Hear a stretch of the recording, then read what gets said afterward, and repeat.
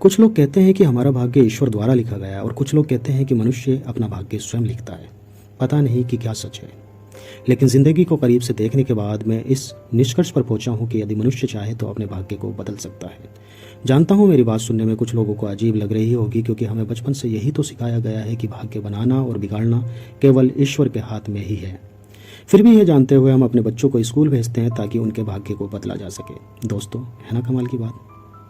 मेरे द्वारा कहे गए इन शब्दों से मेरा तात्पर्य यह था कि यदि हमारे द्वारा सही समय पर जो भी निर्णय लिया जाता है, हमें उसका लाभ निश्चित रूप से मिलता ही है। आप चाहें तो अपने निर्णय स्वयं से ले सकते हैं और चाहे तो उन्हें भाग्य के भरोसे छोड़ सकते हैं। सब कुछ आप पर निर्भर करता है। कहते हैं कि जब जब बुरा समय आता है तो वह अपने साथ कुछ उपलब्धियां भी लेकर आता है, लेकिन इन उपलब्धियों का लाभ चंद लोग ही उठा पाते हैं, जबकि अधिकांश इनसे वंचित ही रहते हैं। जानना चाहोगे कि आखिर ऐसा क्यों होता है?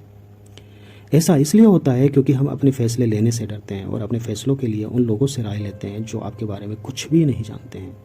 जो लोग आपके बारे में कुछ भी नहीं जानते हैं तो वे भला आपकी आवश्यकताओं को कैसे समझ पाएंगे। इसीलिए हमें सदैव अपने दिल की सुननी चाहिए और अपने फैसले स्वयं से लेने चाहिए, क्योंकि हमारी आवश्यकताओं को हमसे बेहतर कोई और नहीं समझ सकता है और ना ही हमारे बिना कोई और इन्हें पूरा कर सकता है।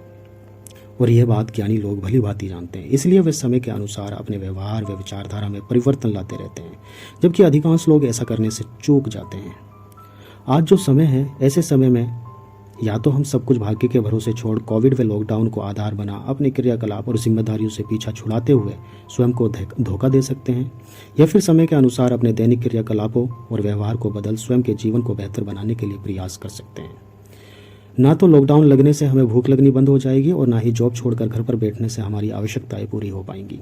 यदि हमें भूख मिटानी है तो उसके लिए भोजन ग्रहण करना अति आवश्यक है, और यदि दैनिक आवश्यकताएं पूरी करनी है तो उसके लिए जॉब या बिजनेस करना अति आवश्यक है।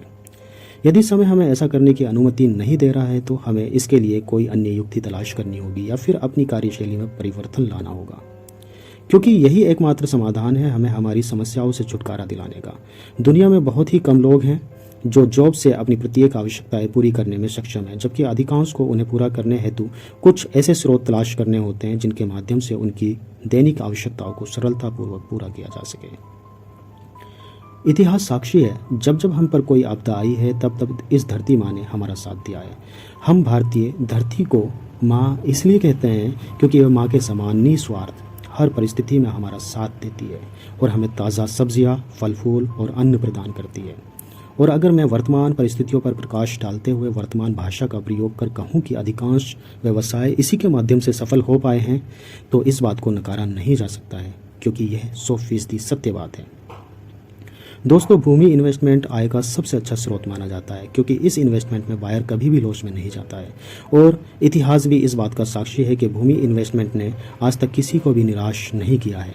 दुनिया में चाहे कितना बड़ा क्राइसिस क्यों ना आ जाए, बैंकरप्सी हो जाए और सारे बिजनेस चौपट क्यों ना हो जाए, लेकिन भूमि के मूल्यों में कभी गिरावट देखने को नहीं मिलती है।